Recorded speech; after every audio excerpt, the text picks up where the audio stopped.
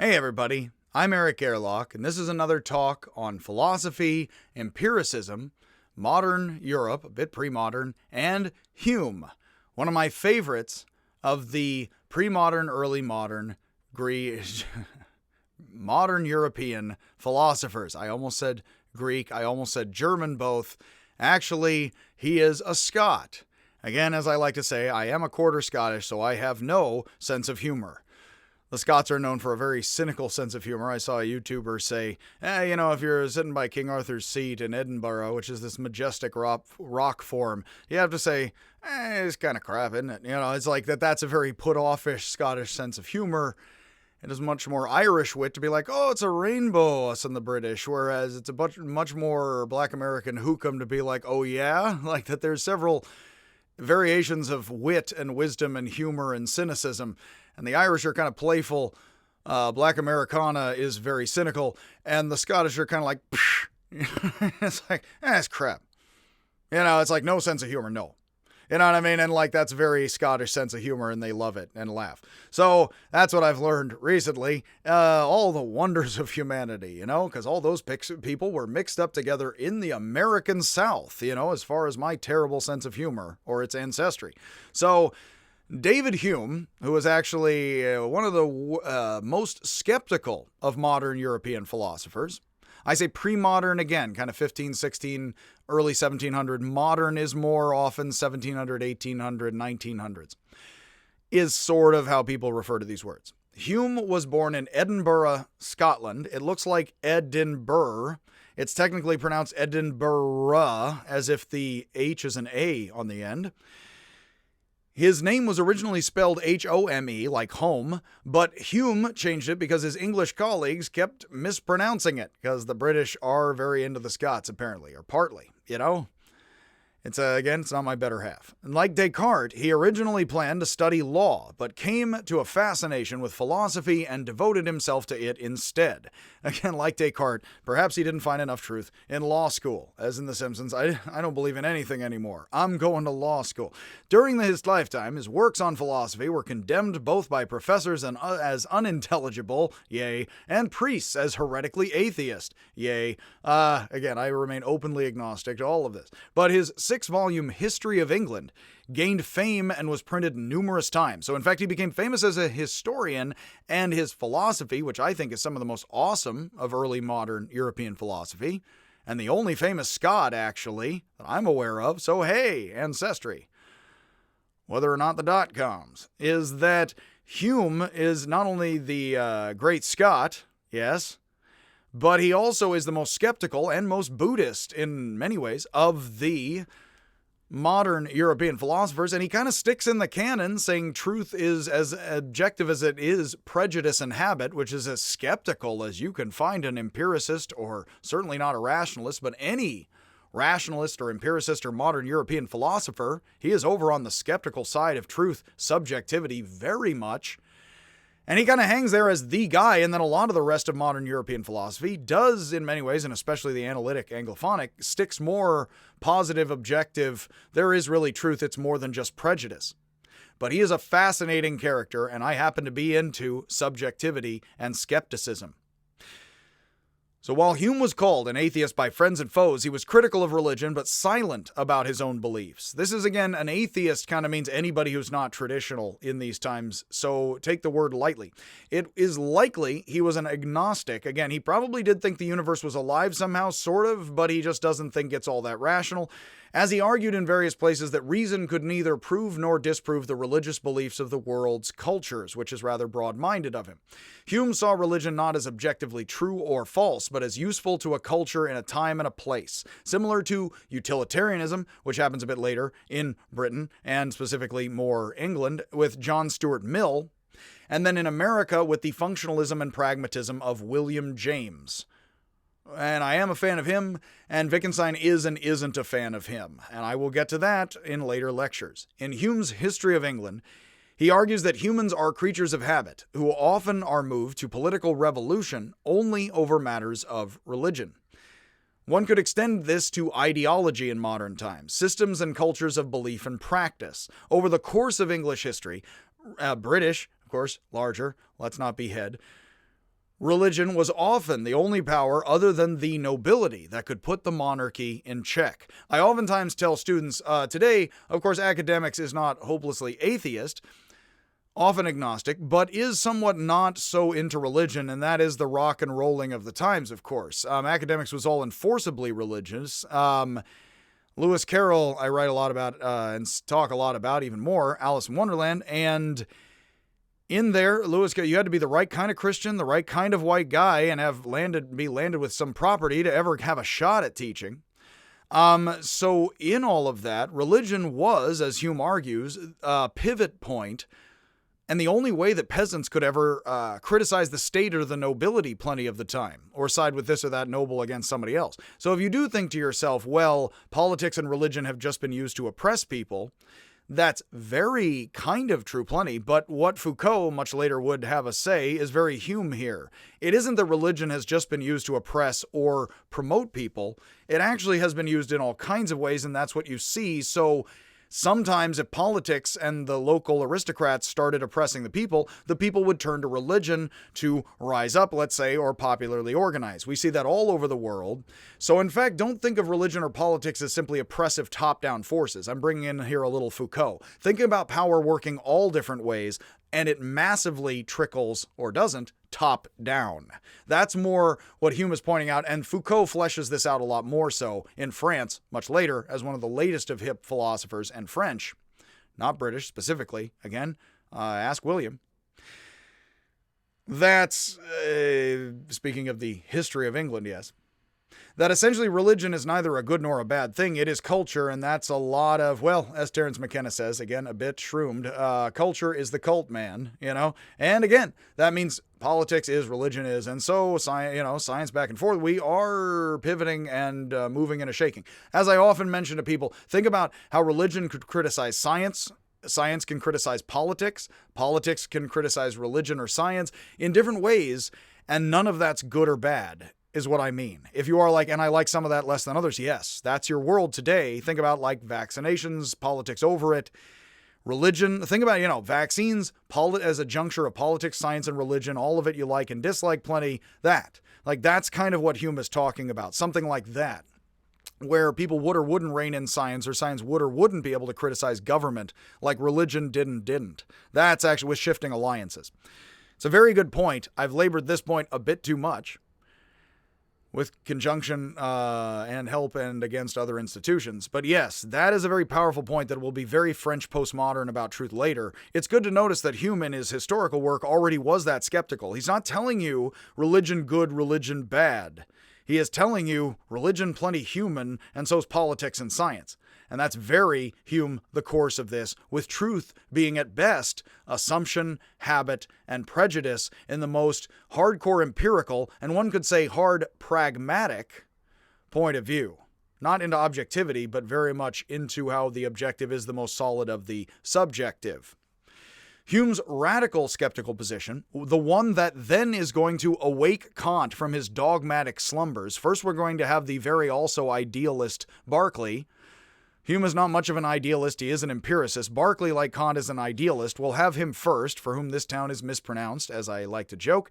But Kant reads Hume and says, no, no, no, no, no, and he was awoken from his dogmatic slumbers, and as Nietzsche says, then as the clever fox wanders his way right back into the dogmatic cage and slams it shut on himself and his own tail, the long tail of scientific discovery, I suppose. Because Kant is like 2 + 3 = 5 in Christian morality are not assumptions, jerk. Very much like Descartes. No, morality and also math, those are principles. We know that stuff. No, 2 + 3 = 5 is not an assumption. But then Kant is going to spend years, like Locke, why the heck is 2 + 3 = 5 more than a practice and not just an assumption and a culture, if that's structural to the mind? And that's basically what Kant is doing, and that is structural for analytic philosophy. And actually, continental and analytic philosophy split after Kant. So this is all key to understanding the central architecture and points of European philosophy. Hume says all truth, including 2 + 3 = 5, everywhere in China, is a human practice and assumption. It's human, it's prejudice. He doesn't say practices. I keep throwing that in. Technically, I'm smuggling in Wittgenstein. But Wittgenstein is going to say practices. Hume says assumptions, prejudice, more like it's in the mind rather than out in practices. That's very much what I'm sneaking in. I'm going to be a little bit more careful here. Kant says no, in the mind. Notice Wittgenstein is going to pull this outward here. Kant is going to say no, in the mind, 2 + 3 = 5 has to be true. It's objective, it's rational. Sure, I'll put it in the mind with psychology, but it has to be true, even if it is a practice out in the world. That is an assumption out in the world. That is what Kant is doing, and you need to know Hume to Kant before we get pleasantly and wisely to Wittgenstein screwing with all of this and making this forms of life objective and subjective out in the world. Those are the simple moving pieces. Those are the simple signposts we can follow here. And Hume is the radical skeptic. All truth is assumption. Kant then says, no, we have objective math glasses, and also Christian morality glasses and stuff with ethics, sort of. And then it gets a little hairy in the middle and interesting. And then Wittgenstein says, actually, we just have cultures and forms of life inside and outside of us all together. Very much tree falling in the forest. That's what's going on. That's actually, again, me trying to spell out a lot of the class, because Hume to Kant to Wittgenstein is a whole lot of the structure here, as one could describe it. Or not. Because it's practices, perhaps, rather than strict rules. So Hume is saying, and this is what ticks off Kant, such that he walks past grandfather clocks with most regularity, as we'll discuss in passing, that Kant reads Hume, and Hume says all of our thinking, our identity, the fact that I'm Eric, hello, and our beliefs are all, no matter how truthy true I am, that I'm me, and that I know 2 + 3 = 5, and I'm pretty dang sure now, I feel it moving through me, that I can then go do 2 + 3 = 5. This is all assumption, habit, and prejudice, acquired through experience, continuously, and induction, which means we don't purely shut the door and close the window on deduction. Everything is just 99.999. Never 100%. But that's fine if you like life, and we're mortal human beings, and that's our lot in life plenty, and then remaining agnostic about that, and not saying, as Hume doesn't.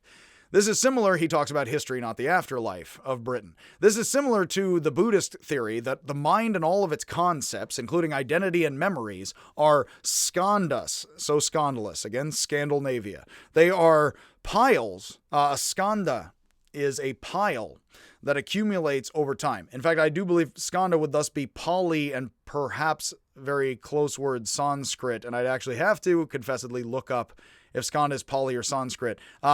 But there would be similar words in those tongues, I imagine, because the Buddhist stuff is originally in Pali, not Sanskrit, and then quickly is much Sanskrit. But a skandha is a pile, like a sand pile. There's the Greek problem of the pile, which is skeptical stuff and other stuff. When is a pile, and when is it not? If you just keep up piling grains of sand. At some point, it's a couple of grains of sand and not a pile. When is that? How many grains of sand must a road go down before a man can sing that he's a man? Well, again, our foremamas and forepapas would be rolling something in their teepees, again, if they heard me saying such jokes here. So skandhas are piles up of experience in us. My identity, my understandings, and experience that 2 + 3 always equals 5 plenty-ish, I feel that it fits, according to Wittgenstein, is a bunch of piling up of subjective experience that is then most objectively followed-ish with everybody, is what basically this is telling you in a nutshell. Buddhists often use this skandha pile, sand pile stuff, that stuff just builds up psychologically in our brain such that math is real, without Kant's glasses yet, because we are a lock blank slate without slots and drawers. Kant is going to put the drawers in Locke's blank slate for precisely this reason and come up with his categories. Again, my fantastic trained cats. Buddhists often use this to illustrate the sand piles as doctrine of impermanence, not Kant's trained cats, that all things are mortal and temporary, including your understandings of truth and math. Also like Buddhism, which would be mortal human practices and culture. Is that real, or is Kant more right? Is the angles here? Like Buddhism, Hume argued that reason is ruled by the passions, not independent of them.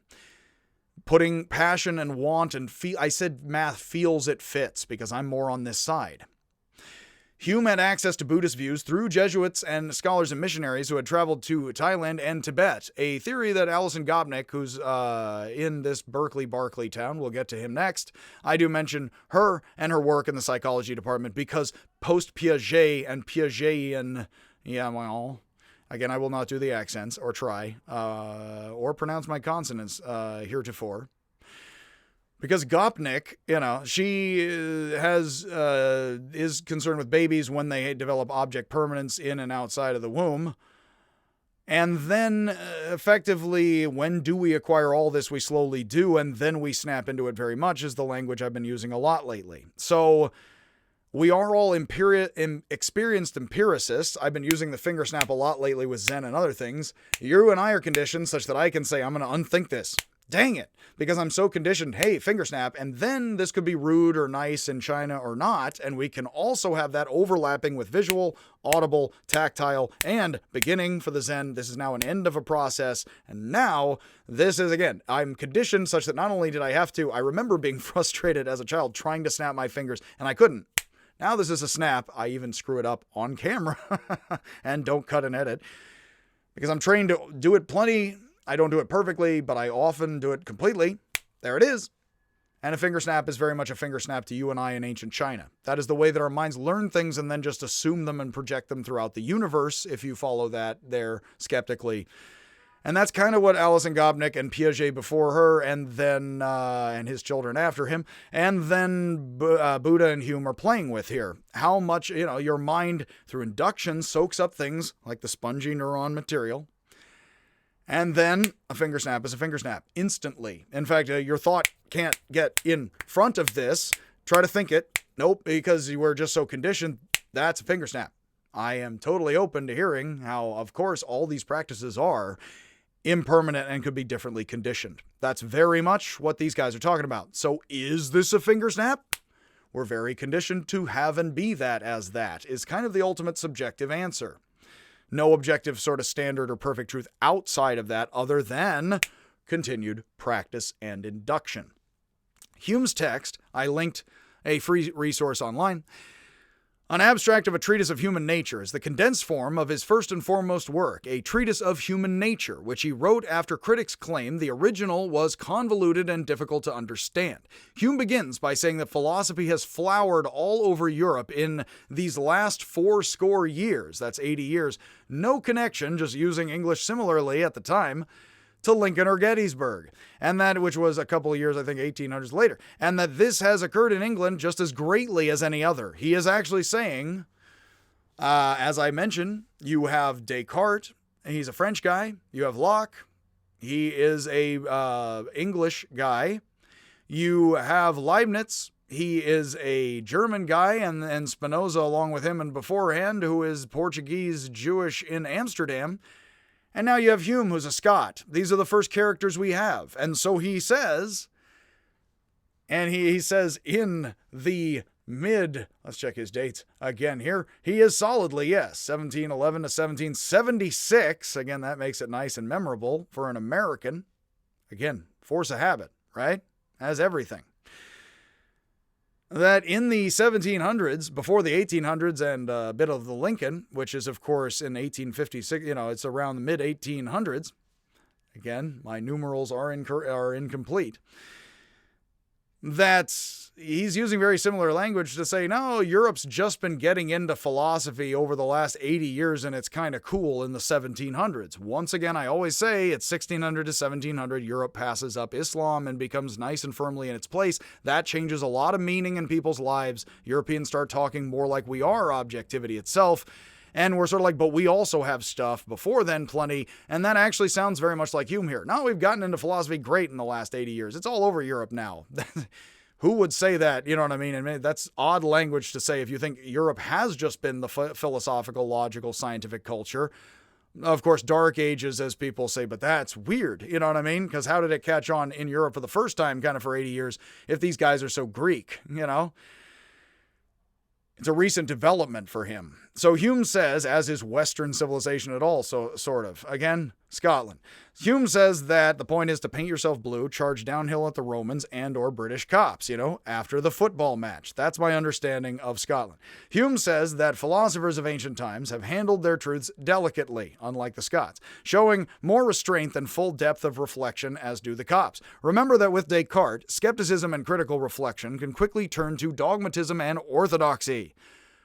You know what, I'm conscious, therefore I think. You know what, therefore God isn't lying to me. Yeah, sure, Catholicism and math are real. Great. That's a lot of reflecting for the first guy who to reflect a whole lot here, according to Hume and himself. But I blame the French.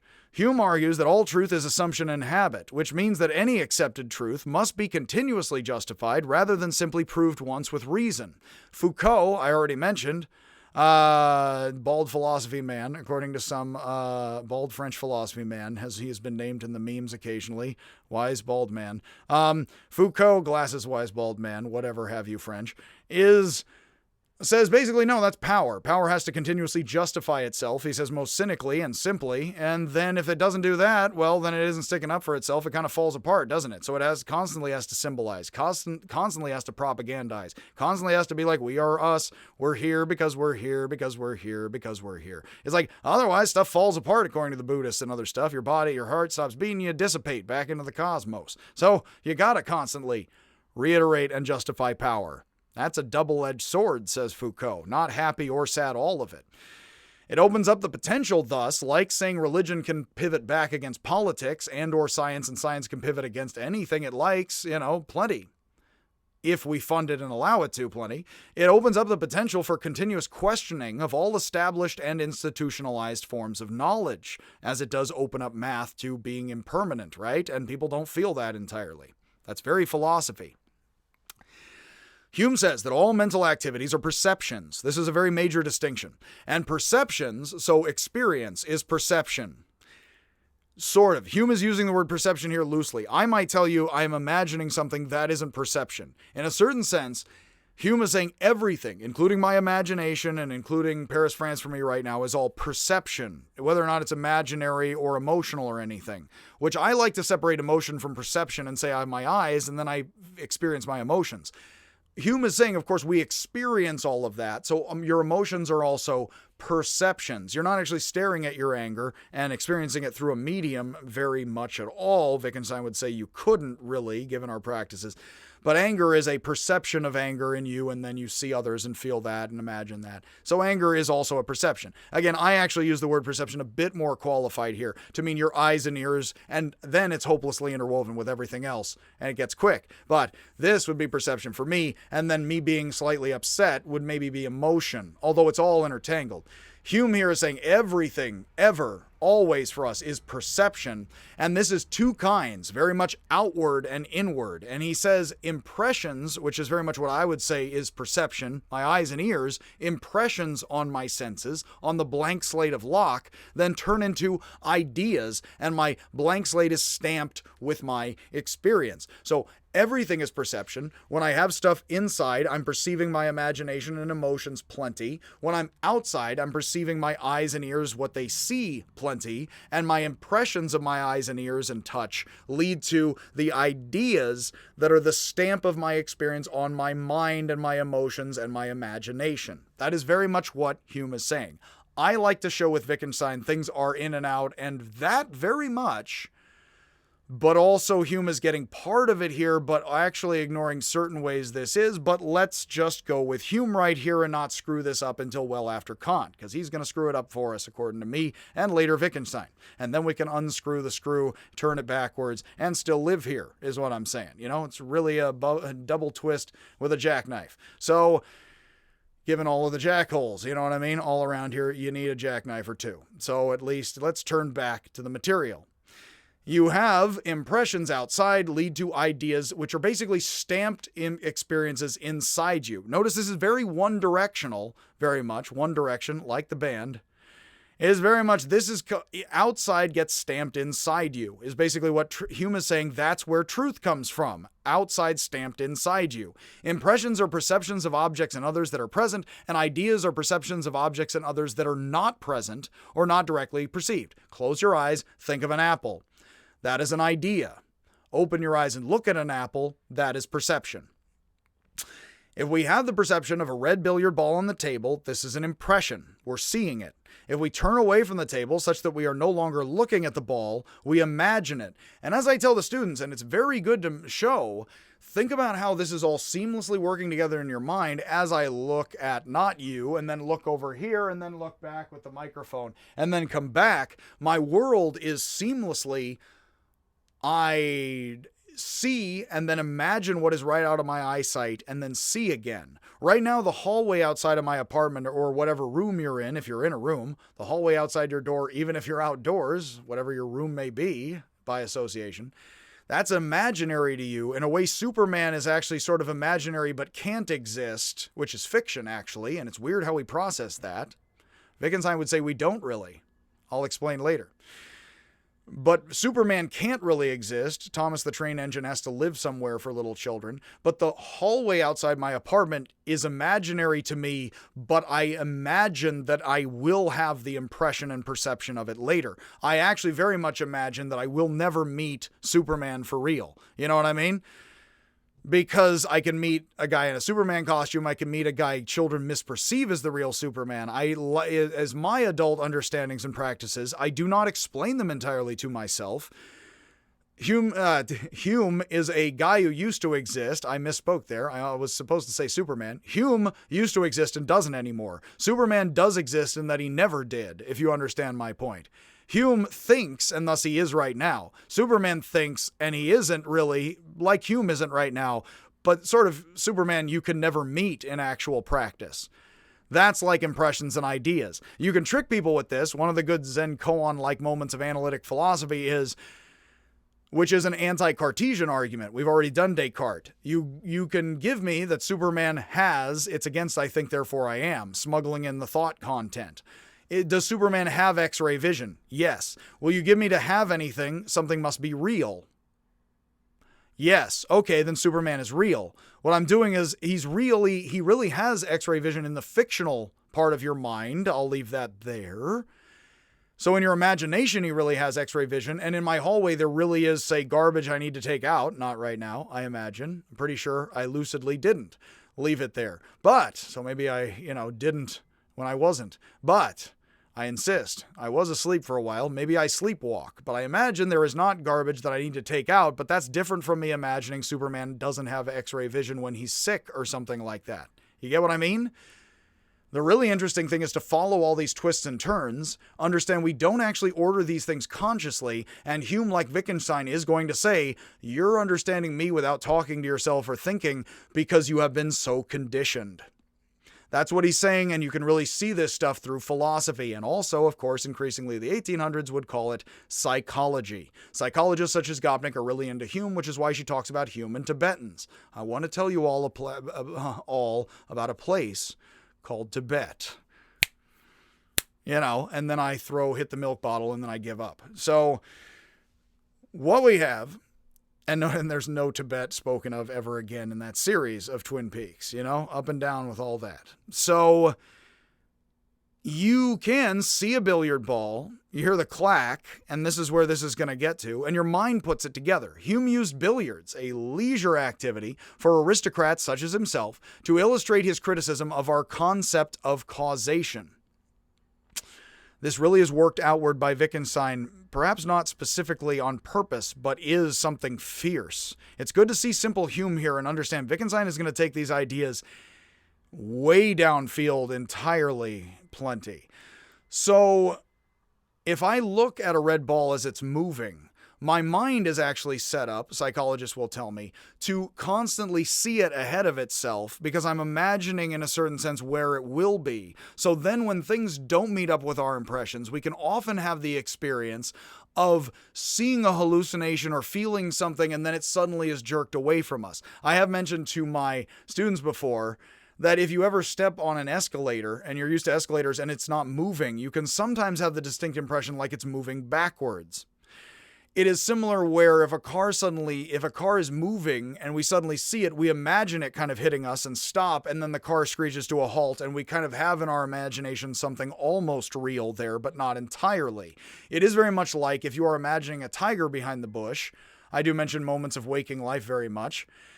If you imagine a tiger behind the bush, it's very hard for you to not imagine it there as you are conditioned, even if you don't see it at all and the bush is moving. You are very much imagining a tiger there. That is how you've been conditioned. We are screwing with these parts in particular. When a red ball moves down the pool table and it hits another ball, you hear a sound and then the other ball moves.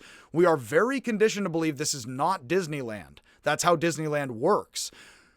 How cartoons work. If you see an image of a ball hit another image of a ball, we understand what the cartoon meant. Even then, if somebody pops out a frame and says, well, Superman doesn't have X-ray vision, that image never hit another image at all. We say, I know that. I was suspending disbelief. Actually, we weren't disbelieving anything. Well, of course, because we possibly were suspending it, but is that like, you know what I mean? You're sitting there like Mr. T, pain, it's like, no, I'm going to suspend my disbelief. And this really cramps up my leg muscles. You know what I mean? It's like, no, you just don't think about Superman being real. And there you are thinking like others because of how we're conditioned. So you can imagine the pool balls in your head and then one hits the other. And I didn't show you anything. And I pointed actually at I remember very fondly, a student of mine insisted as I was pointing at the board and a picture, which I still have up, of a white and a red pool ball. But you can see them hitting each other right there. And of course, I unfortunately had to joke for the class and laughed and then immediately was like, no, but you're on to something very much. Let's go with it to not embarrass people or myself too much. The point is to embarrass me more than the student, yes? Is that, no, there's nothing hitting anything right there. That's your mind expecting things out of a static image and then us all talking like that. Notice, that's fine. We just can notice that and keep doing it in ways. I keep making terrible jokes about things that aren't real and philosophers long dead. You're conditioned to hear these words these ways. And then you slow down and pick it apart. And I do think that's what Zen koans are freaking you out with. Again, as Gopnik says, Hume is very Buddhist. And he is. Very early Buddhism. And then I don't think Hume knew anything of Zen, which is much later Buddhism in China and then Japan and Korea and Vietnam. So actually, let's imagine 3 events. First, red ball moves, then stops moving, clack, here's sound. Then white ball moves. I often say blue ball moves, red and blue. So if we acquire a habit of perception, we expect the second ball to move. It then moves. It continues to feed back into our experience. We continue to experience pool and billiards in the same ways. If the ball hits the other one, we hear a clack, and nothing moves after that, we would assume there's magnets, super glue, something. This is Disneyland and it partly broke down. We would look for other things to snap into here to find how we would perceive and expect more. If the world does not match your expectations, the escalator seems like it's going backwards. You suddenly go, oh, and then you're like, oh, it's not moving. If you were stepping onto an escalator and thinking it was moving. If a pool ball just freezes in time, something is magical in the fiction, like Superman's X-ray vision, and we're supposed to hook into that. Or in the real world, something has glued that or something is wrong, and then we go looking pragmatically for suspecting with our feelings this doesn't fit, as Wittgenstein would point out. How do I fit? How do I fit? Okay, no, wait.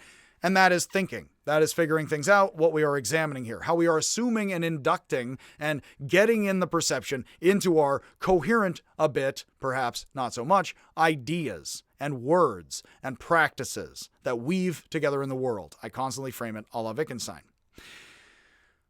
So we all understand this. Ball A, clack, ball B moves. Ball A moves, clack, ball B moves. That's the 3 events. Okay, fine. And you may be following me so far, and that's fine. But what Hume says here next is really blows people's minds. Because what he says, and this is what my student was reacting to and says, but it's right there in the static image. No, it isn't, but that's hilarious. But it's also awesome we talk that way and understand each other. If I just put billiard balls in front of you in an image, you expect them kind of to move because that's what billiard balls do whenever you pay attention to them. Why do you stare at billiard tables if nothing's going on? How long? And again, how dare you? We assume that A causes B because causation is an idea, not an impression. What Hume actually says here, which is a very tricky, interesting thing, you never see causation. You have ideas and assumptions about causation. Your mind is adding, I think, the feelings of, but I'm not going to, let me say the idea of, I think Wittgenstein would say the feelings of fitting, but let me abstain from that rather agnostically here. And let me say you are having the idea of causation continuously when you pay attention to anything, but causation doesn't look like or sound like anything. Now, it sounds like a clack right here. Yes, we assume so. And if it was silent, we'd be like, what dampened the sound? Or is anything touch right there? We would feel weird. But it wouldn't fit with your idea of your mind. What Hume is actually saying is the way we conceptualize things is mental. The boundaries we draw around things like that, or people, think groups of people we are prejudiced towards, if you want to think about racism or sexism or anything, culture, politics, all of it. But I am conditioned to assume this is what it is. So when it doesn't do it the way it's supposed to, I don't fit with it, and it isn't the idea. But the thing is, this causing this is actually an idea in my mind, even though I'm doing it, because I don't see cause. I see A and B and hear C, and that's what you're doing, and your mind is feeling and having the, let's say your mind is having the idea with Hume. I keep fitting in feelings because I keep trying to, like Descartes likes to smuggle in thought to consciousness, I keep trying to fit in Wittgensteinian practices and social forms of life here. And I admit it. And the thing is, Hume is just saying this is an idea going on that causes. So in other words, an idea is kind of an inner mental thing for Hume. This is all outwardly. That's not really inner because you kind of see it out here as your mind very much. But I'm assuming this to be what it is. So if suddenly there's a snap, I edit this, I don't, and snap, and my fingers don't move, you would have a moment where you step back, it doesn't fit, and then you'd start having other ideas, being like, okay, now wait a minute. That's what Hume is pointing out here in simpler ways than Wittgenstein does, because he gets into much more what can we socially figure out about this. And Hume leaves it very much as ideas in our own psychological mind. Wittgenstein makes it more social practices. And again, then when I mention racial prejudice, that would very much be social practice. And again, we won't go on about that right here. I will rant and rave about all of that, as we get to it. So cause is itself invisible. And in fact, it's inaudible, not because it doesn't sound or look like anything, but because cause, as Hume might say, thought isn't blue, thought isn't 13. It could be any blue or 13 and not. So in a certain sense, cause can't be something you see because it's not always green and it doesn't always sound like a clack. So what does it always sound like? Watch this. Or like, yes, it is. It's again, Bart is like, what is the sound of one hand clapping? Lisa's like, what is the sound of one hand clapping? Bart's like, she's like, no. He's like, no, check it out. But if I silently cause something, is that not a cause? No, it is. If a cause is invisible but audible, is that not a cause? No, it is. So here again, what does cause look like? It doesn't have to. What does cause sound like? It doesn't have to. And this is very proto-Wittgensteinian argumentation here, nicely. Take away, and it's very Buddha, take away the vision, take away the audible, where's the hand? Well, it exists as the sum total of the parts, as a pile. This is visible, this is audible, this is my mind putting them all together as a pile. This is visible, audible, tactile, the whole time is one thing. It's all together here. That's what Hume is getting into. And so in a certain sense, cause and this hand being a hand is your mind gathering it together as an idea. I'm having the idea this is a single hand, and that is inseparable from my experience. That is mind snapping this snap and the hand together as a thing. And then I like to say with Zen, this is the final result of something. And now this is a new beginning, a better snap. Oh, snapping turtles. Now that begins things. Now that's the culmination of my argument. It's a beginning or an end, depending on how you want to frame it mentally, is what Hume is very much saying and the Zen are screwing with. So, if Hume was a rationalist, he could claim that we reason that A causes B to move and now we have a principle, but he's getting rid of that because we're just a blank slate and we're just impressed and layered up such that I hear a snap as a snap immediately and instantly, cannot outthink it. He is an empiricist who, like Locke, argues that our ideas can always be wrong and experience can always present us with counterexamples. He makes a much more radical and skeptical claim about the blank slate than Locke does thus. Notice Locke wants squares to be objective and red to be subjective. This blows open that whole thing and says everything is highly subjective, colors, numbers, everything, which is what upsets Kant. He wants to say, no, I have drawers of mind. It doesn't just free form here and in China. So we have shared common experience, Hume argues, and then we have shared prejudices. Since we were babies, we have all seen solid things move into other solid things in bumps. That gives us our understanding of solidity slowly, such that as babies we're putting things in our mouths, I would suggest, and then that helps us develop what we then use as oh so solid, even though you sort of know these hands are not completely solid and I could try to move them through a wall or not. Because things are only relatively solid, but they just snap in as a solid object. I play on this all the time. I love this moment here. You know everything solid isn't solid, but it snaps in as a solid thing and then you walk around it and you don't think it. That is very much, you're not moving it with mind when it's just solid until then. While various sensations such as sights and sounds were involved always here, plenty, we each develop a similar idea from many different experiences over time. We develop a habit and prejudice such that when we watch the red ball move towards the blue ball, whether or not it's animated cartoons, we assume and suspend disbelief in entering into the frame and sitting still and watching the film that the blue ball is going to move, and if it doesn't, it's magic in the animated cartoon as well. And then when our impression of the blue ball moving matches our idea, or it's a crappy cartoon and then the blue ball moves, wow, framing, we assume that our prediction was accurate and allowed it to reinforce our ideas. We're allowing ourselves to be re-prejudiced is actually what this means. Not just about race or gender, about everything. We are reconditioning ourselves. I mentioned with Derrida, I'm remaking the English words what they are for you right now. If you've only heard English words like turtle used a lot, you haven't heard anybody perfectly use the word turtle such that you know that has to be the word here and in China. By saying the word turtle each and every time to you, I am reinforcing and relayering the word and reconditioning you like Pavlov's salivating dogs. I am reconditioning you the word turtle into you every time I do it. That is why lol language changes. Shakespeare is almost unreadable. Because lol, I am reconditioning English in every conversation I ever have. Derrida goes nuts with this also. Do you realize that every time you do math, every time you use language, no matter what you think of it, every time you see a turtle, you are reconditioning yourself to be like reality as it has been and couldn't be or isn't. That's kind of amazing if you think about it, because many people are like, nah, I just did that with turtles and math. It's done. It's stored in my brain. What these guys are actually saying, and I do think this, you have to recondition yourself constantly to have math. Yes, it is very set in childhood, but in a certain sense, for math to keep being math like it is, needs to engage in actual experience. And that is, without us noticing it, reinforced behavior and conditioning. This is like everything is Pavlov's dogs and or salivation. Again, the salivation army. So assumptions lead to and reinforce further salivation and assumptions. Certainties, not certainties of reason, leading to further certainties, as the rationalists would have it with Descartes. Now, God doesn't lie to me. God teaches me math. It's like you can be a mystic here, still believe in God, and think God does not give you absolute principles. That's the open existential long dark night of the soul, and a bit of the end of Job. Our impressions of things knocking into each other, and in particular our impressions of billiard balls and their motions, naturally cause us all to have a preconception, a preconceived idea. Feyerabend, who is a skeptical philosopher of science, who was at Berkeley, says that circular reasoning is not necessarily a fallacy.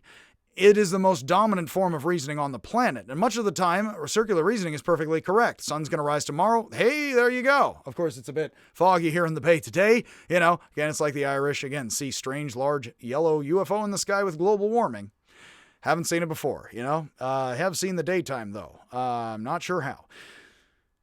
Can't see how that happened, really. The A to the B to the C, So I will see myself out. The Magician's Report, and I mentioned this a lot with Hume. I was thinking of this. I'm glad I did put it in the notes because I forgot to mention it then, and now I reassume it and weave it together for you. Magicians say And I have a book, it is called, I believe, Sleights of Mind. I do recommend that book. That book is basically tying magic to philosophy, and it basically is a bunch of Hume. Much love. A lot of the philosophy in that book is Hume, and somebody who did work on Hume, clearly. And it's basically human psychology a bit, which is Gopnik a bit, plenty. And what it says in that book, and it's very useful to think about, it gets into propaganda and meaning and all kinds of things you can do in a lot later thought with more highly cynical people than Hume about the mind and history. They've had more of it, weirdly. Lots more assumptions. Again, I got enthusiasms. You want to see my Louisville Slugger collection? It's in the basement.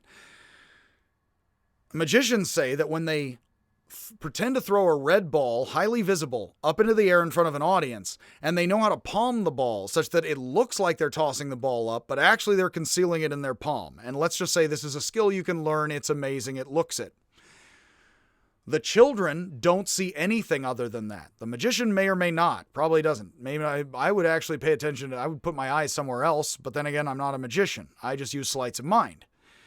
Along that are all very Humean with my jokes and with my serious points, all of it plenty. And the contrast of serious and silly, as I like to say with Wittgenstein, would show you more in the difference. That's mind. You can see the pieces. When you pretend to throw the ball up into the air, the adults in the audience see the ball go up a couple inches and then disappear. A couple centimeters if we're metric. And Europeanish with these here Europeans. The ball levitates and disappears, and the children don't see it. Why? That actually means adults are more convinced and hallucinate magic more than children, because the adults are more conditioned. Because the adults are more conditioned to see the ball continue to go up like the taxi cab almost running into you. The adults are more conditioned than the kid, and this is possibly why we hold children from going out into the street and they're not as savvy as the adults plenty. Not that the adults know how to do that all the time. Is that if you're running out into the street as an adult, you more feel and imagine the cab coming forward than the child because you've been more conditioned in the world around hopefully cabs and Jaguars, etc. Us and the Mayans. So you see the red ball like object permanence, which is very Gopnik. And when do we develop object permanence? Think about how object permanence, which is not always true, makes the ball go up into the air, and then it's a collective hallucination that we all have as adult mind, is what is being said here. That's very Hume. That's very much how Hume is every magic act you ever see in all of my jokes and all of this. It's placing a piece where you'd expect it, jerks it back. Now there's something that isn't there and it feels funny and hopefully is funny. Yes, never. So considering that we could make a movie, again, of the two, and then have the animated thing, I always say Disneyland. Imagine we turn in the ride, we come around the corner, ball A hits ball B, and then there's a clack sound in between. Usually it's Disneyland actually to lacquer the thing, not actually have one thing hit the other because that would wear down the pieces of the ride. You have a recording go clack. And then the two things are on wires, underneath the table. They do not touch each other because it's animation. That's the animation department, except this is physical a bit, beyond the second dimension in painting, which isn't entirely two-dimensional. That you're basically setting up a situation where people would understand what they're seeing. And of course, if you're on a Disneyland ride, hopefully you're not, you've suspended a bit, unlike the child who thinks Thomas the Train Engine physically has to live somewhere. And you just can't explain it. You just ignore it more so as an adult. Anything like a rational problem here is what Wittgenstein would say. Hume implies. I don't think he knows who Thomas the Train Engine is, though. I don't think he met him. So, and he's trying to meet Wittgenstein here. He just doesn't know it. So in a sense, when we watch, again, animation, it's real in frame. That is very useful for understanding possibility and what we really use in the world outside as the hallway outside my apartment, which you can also imagine. Not as well as I can. I see it all the time, but you can imagine it and represent it too. Otherwise, I would not say those words to you. It's very similar to the Belgian surrealist painter Magritte. Magritte's work is very Hume and very Wittgenstein. After you hear some of the stuff I have to say about Hume, Wittgenstein, and other thinkers, look at Magritte's work, which is fantastic. I really hope to do a lecture on Magritte's work this semester for the modern European class here. This is not a pipe. You walk up, you see it's not even a realistic, it's very much a comic presentation, or like a stylized, kind of a bit cartoonish presentation of people, pipes, apples, what looks like strange Beatles covers, night in the middle of the day. counterintuitive things with simple moving pieces like Zen koans, and you have a pipe that's a very cartoon, but, nice cartoon, but a cartoonish pipe, and it says, this is not a pipe in the French. I assume. Don't read it none. I look right at it and think of the English. It would be different if my eyes followed it and read the French. We assume and imagine. So this is not a pipe. Well, of course, that's designed to jerk around your assumptions. Yes, it is, and no, it isn't. In the frame, it is a pipe. Outside, no, it isn't. We have no trouble understanding this, which is what this is snapping back against. It is like a bad joke, or like any joke, and mine are all terrible. So we already mentioned the Disneyland thing. Bart, the French philosopher and literary critic, actually says, sadly, a bit now, given more history, again, always. He says, now that we can build Disneyland, perhaps Paris Disneyland, that didn't fly very much, is that now that we can build Disneyland, maybe we won't believe human ideology as much anymore, which is and isn't true, very postmodern. Now that we have Disneyland, maybe we can and can't believe in Disneyland as much anymore, including human truth. That is actually, given that we are somewhat the PR empire here in the Americas, as we say, given Disneyland and modern PR work and lawyers, that's very true no matter what side of the political aisle you're on. We are in This Is Not a Pipe back and forth postmodern land. That doesn't mean truth is dead. It doesn't mean it's fully flown away. It means it's time to be wise, kids. It's always been, hey, look, it's that time of clock. But yeah, it's a hair past 17 freckles. Yeah, and you know what that is? It's time for humanity to be human, so it's time for subjectivity to hit objectivity, and occasionally there's a clack, Again, what walks like a duck doesn't entirely fly away, as the Zen might say. So, while nothing can be known for certain, not ducks, not anything, not apples, our impressions do accumulate and build up in our ideas, and thus they are real and useful, pragmatically as tools to us, which is another later reframing. They are not so real that they ensure that nothing could ever contradict them, which is humor on everything. But they are real to us, like Superman is in the frame, and we often use them successfully in the world. Hume uses the example of Adam in the Garden of Eden as a human who learns from experience. This is a very old-timey 1700s thing. Well, don't that beat the devil around the stump? Would be more 1800s. And he says, in Eden-ish, as Adam, I guess, master Freemason, you know what I mean, arranging elements and events, he says, even Adam, Hume writes, with all his science. I imagine I like to think Adam naked in the lab coat, everything all hanging out. Again, sitting there, with the apple being like, I'm pretty sure this one is also an apple empirically and inductively. Let's see. I got to see it from all sides. Even Adam, with all of his botany, with all of his science, would never have been able to demonstrate that the course of nature must continue uniformly the same, and that the future must be conformable to the past. What Wittgenstein actually says, and I will say here, my mother is Catholic, she actually says, don't say Jehovah, people don't say that anymore. Well, they did. So, much love. Hi, Mom. Break the fourth wall here, which is somewhat there. Not. I am talking into the camera plenty. And we are imagining all of this.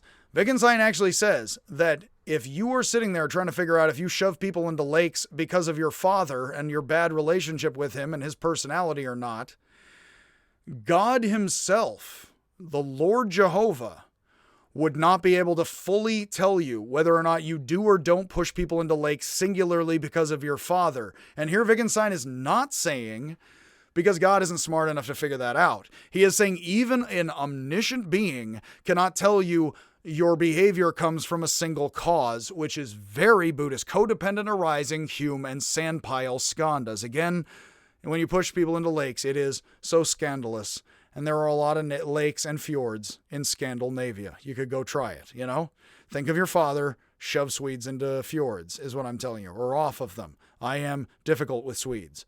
So, it's part of my history. Again, and I wrestle with it continuously in the evening. Again, against the cedar. So, checked into the boards.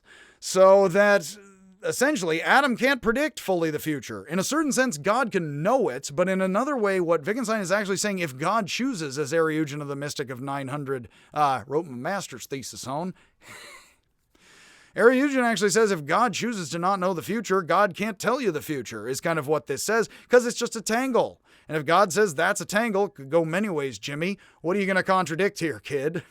City Hall, Job? Good luck. You know what I mean? No, we cannot determine the future from here. is what he's actually saying. And if God doesn't want to, God doesn't have to. You know what I mean? And an omniscient observer. Wittgenstein is actually going to say that's why your thoughts are never perfectly, your thoughts are not actually intentionally ordered. That's a very profound point that kicks this, even further. Back to Hume quotes. We are determined by custom alone to suppose the future conformable to the past. When I see a billiard ball moving towards another, my mind is immediately carried by habit to the usual effect and anticipates my sight by conceiving the second ball in motion. That's the taxicab and the escalator. It is not, therefore, reason which is the guide of life, boo rationalist boo deduction, which is a bit in us but not everything. It is custom, which is the guide of life, not reason. Habit. Truth is habit, not reason. Reason can just play with habit in the pieces and make choices given the habits and the conditioning. It is custom and conditioning, we could say, with Pavlov alone that determines the mind in all instances, says Hume. To suppose the future coming from and caused by, conformable with the past patterns. However easy this step may seem for reason to make, reason would never, to all eternity, be able to make it. And he is basically saying is you will never reason the sun rises tomorrow. Instead, you're going to go with it and reason about possibilities once the sun rises tomorrow, is kind of what he's saying.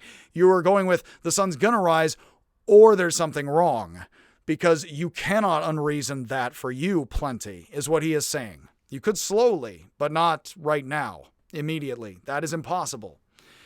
With regard to any matter of fact, however strong the proof may be from experience, I can always imagine and conceive the contrary. That is how humor is possible, sadly all of mine.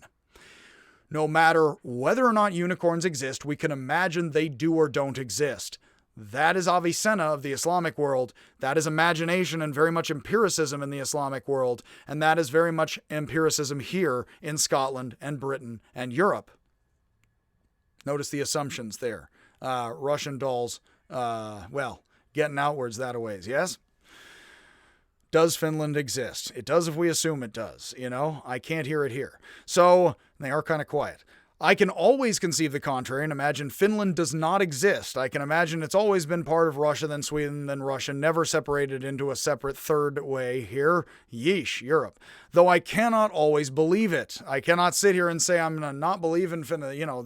The Prime Minister of New Zealand is a reptoid. It's, yes, he's a little method man, a bit with the methods and practices.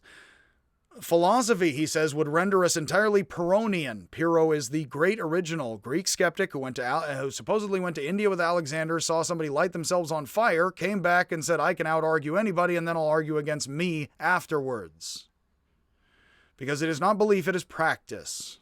That is very skeptical and subjective angles on truth as objectivity at all, which is very Buddhist, very Zen, and very Hume. Hume says, in print, philosophy and the study of the mind, in other words, psychology philosophy, thinking about mind and life and history and looking at the mind everywhere, would render us entirely skeptical and Buddhistic. There's just many sides of the elephant. If not, our mind and nature were too strong for it, which means we are such prejudiced, passionate creatures, we cannot help but be dogmatic and rationalists. But if we were smart and wise, we would be entirely empiricists and Buddhists. But we are not strong and courageous enough to be, is what he is actually saying, which is a very interesting thing, that everything is the passions, and actually dogmatism in us is our desire, which is very Buddhist. That is exactly what Gopnik would be pointing out, and thinking he has contacts with folks in and around Thailand and Tibet. Hume argues that things are often variable and uncertain in life. This is very Sextus Empiricus in ancient Greece. He says 30 grains of opium, what is he accustomed to, will kill anyone that is not accustomed to it. Clearly, Hume is, again, accustomed at least to others using opium. It was like that in others as whenever I got here, I swear. Hume questions, I never used opium with Hume, so neither of us did. Hume questions the Cartesian's idea of a supreme being, which is wholly without deception, Yes, the eternal soul and the absolute certainty of mathematical truths such as 2 plus 3 equals 5, which I keep using because Descartes does and so does Hume. So I didn't say 2 plus 2 equals 4, I say 2 plus 3 equals 5, because I learned it by watching them. He argues that the Cartesians cannot know these things from experience, yes, your parents, and they cannot derive them from reason. How disappointing. Hume, again, as Colbert says, art, a 3-letter word for disappointing your parents. So I shall use no art. Hume argued that the idea of God is a composition of our experience. He does not say there is no God. He would certainly not say that in Scotland. I wouldn't say that there right now. I can't.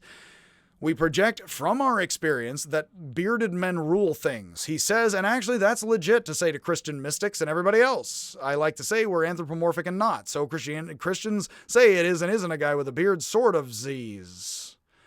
It gets rather fascinating. In Genesis, God stomps around with his feet and says, I can't see you, Adam. And then later, much more New Testament, God sees all, can't do otherwise. Does God have feet? Dana Carvey said, I had to sit down when my child asked me that. Does God have feet? And he's like, that is so cute. I am powerless. It is, again, well, depends on whether you assume with the book of Genesis or later with Job, and you got the dust and ashes, etc. I actually love to mention, and I'm glad I did put it in the notes, I often mention first and foremost, and have here, that 6% of Americans in the year 2000 polled said God has a beard, which again, I do not mean to mock them at all. Much love, much power, much belief, all kinds of ways. I don't need it because I have all of this every kind of ways. Basically, of course, what is and isn't God, and many a child on the internet or adult will tell you or scream right at you, that many don't believe God has a beard, and that doesn't have anything to do with how anthropomorphic or not people think that the cosmos is or isn't mathematical. Does math have a beard? Is the cosmos mathematical? Is the cosmos scientific where there isn't science? Wittgenstein says a train station on Mars is meaningless and effectively doesn't exist, which is very Pyrrhonian ancient Greek, and thus also ancient Indian skepticism. Well, probably about 6% of people today, maybe 5, maybe 7% of people today believe God has a beard. Much love. Again, and a lot more than 6% are monotheists. Think of that. And how Hume said that in the 1700s cautiously to people. And that makes him agnostic, not an atheist, of course. As far as we know. Mathematical and geometric proofs look nice, but sometimes geometry seems like it is proving something that it is later disproved, as Descartes himself notes as he imagines a demon that could deceive him even about forms of mathematics. He does. He says, what if 2 plus 3 equals 6? And Satan's lying to me all the time. God wants me to know 2 plus 3 equals, 6, but it equals 6, but the devil keeps lying to me and convinces me 2 plus 3 equals 5. How am I not fooled that way? Humbly, I don't know. Says Descartes, the rationalist, and Hume, the utter opposite empiricist. They agree on this point. And in a certain sense, I do too, of course. How do you know that what you know isn't a massive deception? Wittgenstein would agree. We don't. You don't have practices to. Much like I can't figure out if my anger when I get angry is false or not. I don't even know how to get in there with a butter knife. Again, Rodney Dangerfield, my neighborhood is a bad, stupid neighborhood. This guy tried to rob me with a knife that still had butter on it. While Hume and other empiricists would freely admit that it is very useful to follow one's assumptions, it's totally useful for you to keep doing 2 plus 3 equals 5 all the dang time. It's also useful for you to remember if one of the apricots fell out of the bag or not, though, because of time and space, no matter how much arithmetic. So this is based on our experience of the durability of this truth and the bag in the world, not based on pure abstract reasoning, because that's the bag and the apricots. There are even cases which reinforce math as you even do that ever. There are even cases such as the infamous proof that 1 equals 2. I have that up in the simple steps of it, which I will ruin for you right now. So definitely pause if you are, sick of all this, or you want to see the proof that 1 plus 1 equals 2. 1 equals 2. Sorry. We don't even have a proof that 1 plus 1 equals 2 I'm aware of. But Russell said it was 162 pages long somewhere midways in his work, and then later decided against it. So we actually assume 1 plus 1 equals 2, and with the mechanics of algebra and equations, you can sort of show and calculus that A equals 2A and then 1 equals 2. But the problem is if you start out with A equals B, which is a very weird way to start any math, you can trick people into if they don't pay attention to how you can't divide by 0, starting with a equals b, then dividing by b minus a. And if you notice that step midways, the gears look like they work the way we assume it, but you've actually divided by 0. And what you're actually saying is a equals 2a is 1 infinity equals 2 infinity, which is kind of true mechanically. But then you drop the a, which is illegal because it fails exactly this and other ways. Math symbols are not perfect. They are not airtight metaphysical gears, which is why we have the practice don't use these symbols and divide by 0 this way. Now, a more Platonic mathematician is like, that's just because the symbols imperfectly reflect the math. And a Wittgensteinian would be like, okay, show me the symbols or existence of math that perfectly reflects itself. I'd love to see it. I think they're human imperfect practices. You show me the metaphysics. That's quite the choir invisible, ain't it? Well, heck. Well, then let's just keep talking, and then let's keep talking agnostically, if I can. As mentioned with Buddhism, I just got a point or two here to mention. Do I? Actually, of course, what I am going to do, in fact, I am going to stop this talk about Hume. I'm going to pick up and do another talk with Hume, and I will pick up actually and talk out a little bit more Hume and 1 + 1 = 2 and talk out 2 Hume talks here, because I actually have more to say. We haven't even gotten to next. Reason is and ought to be the slave of the passions, which is a bit provocative in the language and the feelings. And then later the reasoning, if ever there is, but never was heard a disturbing word nor accent from me.